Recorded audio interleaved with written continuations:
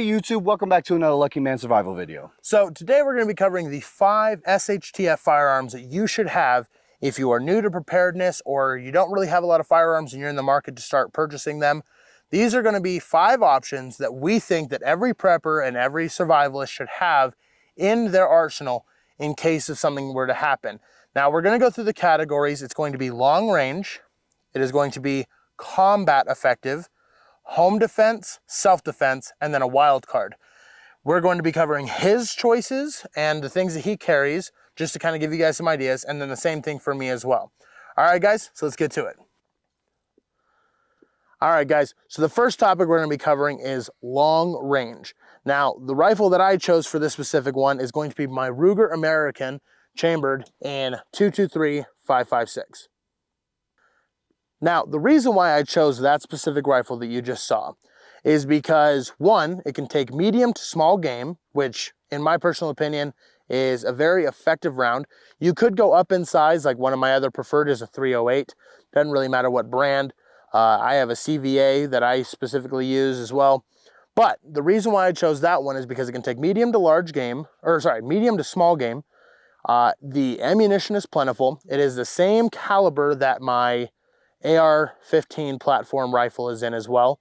And not to mention, it is one of the cheaper options for a hunting caliber that you can have on the market. Now, one thing that I like about this rifle is not only is it very, very accurate, but it is very affordable. Right around the MSRP of about $489. Now, when I bought it, it was on sale for $420. So if you do a little bit of shopping, I know that you can find something like that for a good price.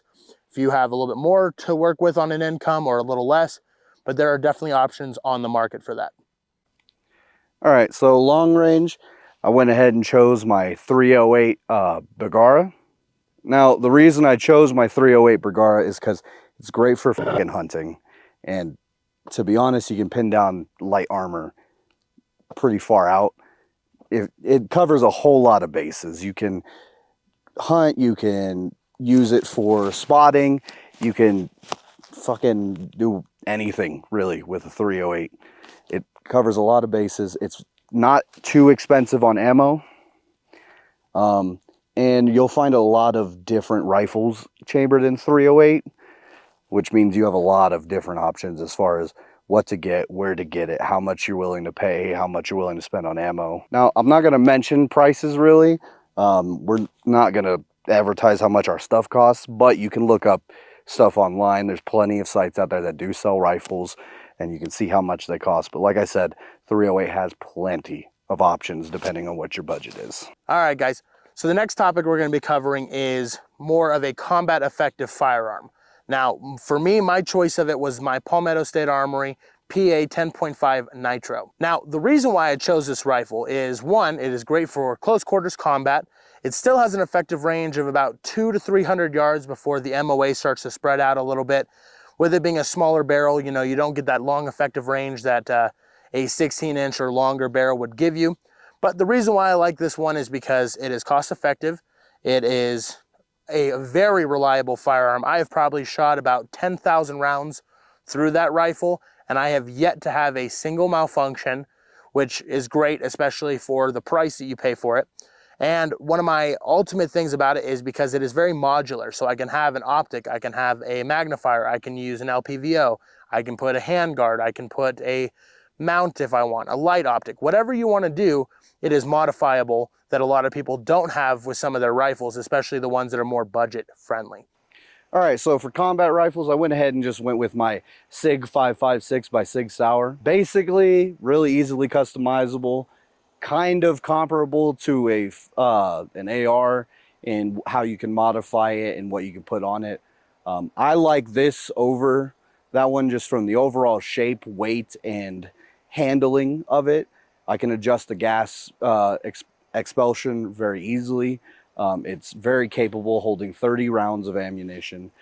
My specific one, I do have the hybrid sight on there with a foregrip and a flashlight and a foldable stock.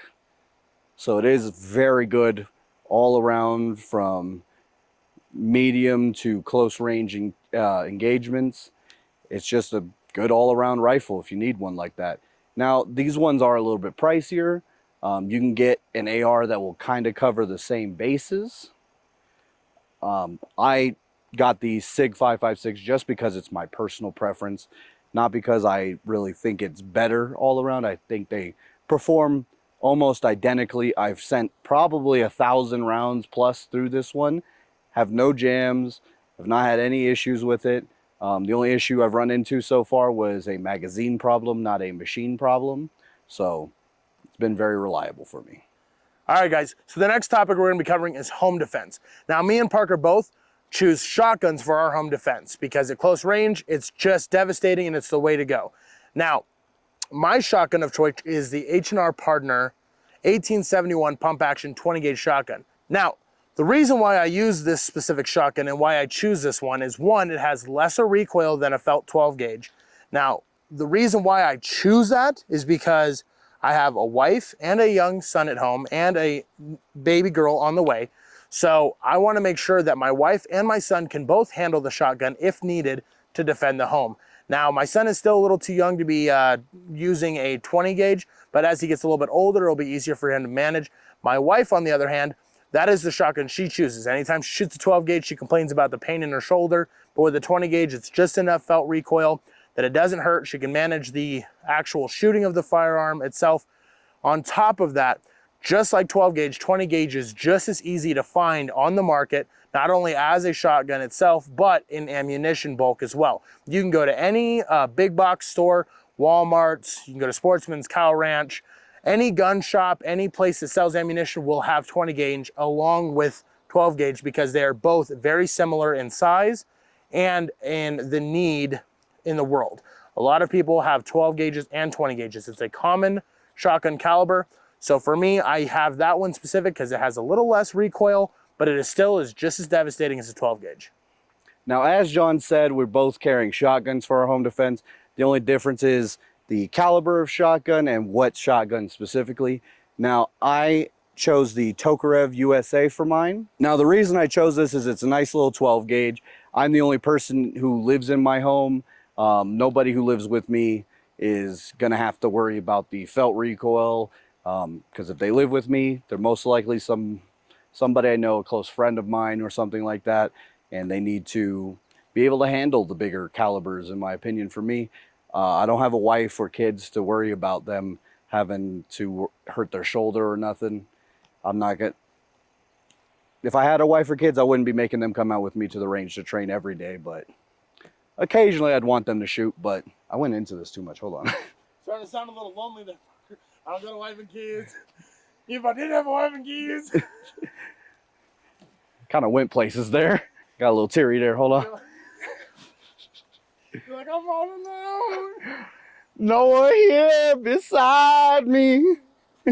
All right, so I chose the Tokarev USA. It's a nice 12 gauge shotgun. I'm the only person who lives in my house, so I don't need to worry about people who can't handle the recoil. I know that I shoot it quite often and I can handle what it dishes out. I've actually shot this one-handed, and I know how to manage it. Shotguns are great close range weapons. Anybody who tells you differently is just incorrect. And honestly, one of the best options for home defense, especially if you have a lot of short corners and short hallways. All right, guys, so the next firearm that we chose for this in the self-defense category were handguns. Now, I went with the Palmetto State Armory Dagger with my little red dot on it, and that's what I went with specifically because that's what I carry every day. All right, guys, so the reason why I chose that one is because it is interchangeable with Glock Gen 3 parts, especially the Glock 19 Gen 3. Now, I like that you can get magazines that are readily available on the market. The 9mm cartridge is more than sufficient enough to use for self-defense, even though Parker may disagree with me on that one. But the reason why I chose it is a 15+1 capacity. I could put extended magazines into it if I needed to, but as a everyday concealed carry firearm, that is what I choose to carry.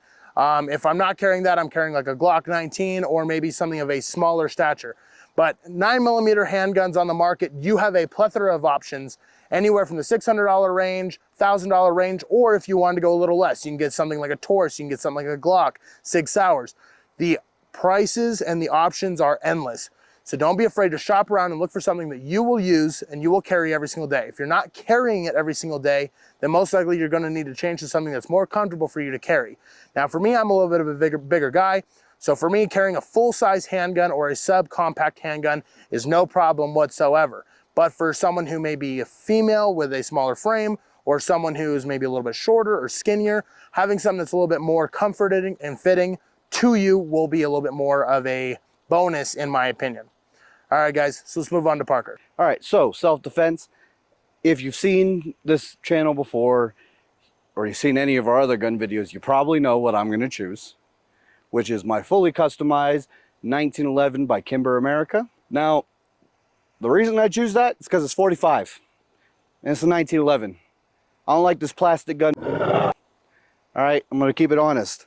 I like my guns hard, metal, reliable.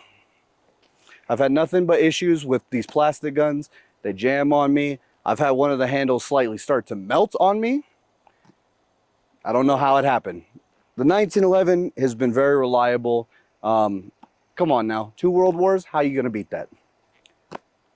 It's still in service by parts of the U.S. military today. Over 100 years of service. Come on now. All right, guys, now for this next category is a wild card. Now, for me, sadly, I'm not going to be showing a specific one that I'm choosing because I'm just going to broaden the category to 22 long rifles. Now, the reason why I'm going to go with that category, I'm just going to broaden it, I'm not going to shoot any 22s today, is because the ammunition is cheap, the firearms are cheap if you look around. Not to mention you can carry the most ammo, it is the lightest ammo on the market. Now granted, it's not a great self-defense option. Anyone who's shot in a 22 will tell you that it barely rips through paper, but for shooting small game or even in a self-defense situation, if you absolutely had to, throwing 20 rounds of 22 at somebody is still gonna hurt. Now, the reason why I chose this specifically is because of the abundance of ammunition. It is one of the most sold cartridges in the world. 2 is how cheap it is. You cannot get away from the fact that you can buy 50 to 100 rounds of 22 for $6, $7. You just can't. You can't get around that price point. Another third thing for me specifically is because it is great for children and people who are a little bit more skittish of firearms. You don't have that big boom. It is much more quiet. You don't even really need hearing protection for it. I mean, I still recommend using hearing protection, but you put a suppressor on a 22 and it is like a BB gun. However, it is a lethal BB gun. This is why I'm going with any kind of 22, whatever whatever, pick your poison. Some people will pick the Savage, some people will pick the Ruger 1022. It does not matter what it is, just make sure that it is a reliable 22, something that is in your price range, and I would probably go with something that has a higher capacity. Now, my personal preference on the 22 market is a lever action Rossi 22 long rifle. Now, the reason why for this is because it is great for recoil management. It is a fantastic gun that, because it's a manual ejection, you have less chances of malfunctions. And let's just be honest, we all love a good lever action. All right, guys, so we're just gonna move on to Parker with his, and he has a little bit more to talk about on his end. All right, so for our wild card option, I went ahead and chose my Rossi lever action. All right, so I went with my Rossi lever action 357 rifle. I like this rifle a lot because it's reliable. Lever actions rarely jam. They're easy to maintain. It's legal in all 50 states. There's not a state you'll find around that won't allow you to have this specific kind of lever action in. It also carries the same ammunition type as one of my pistols, which is my Colt Python. So if I wanted to carry them in tandem, I only have to carry one ammo type and it will work for both.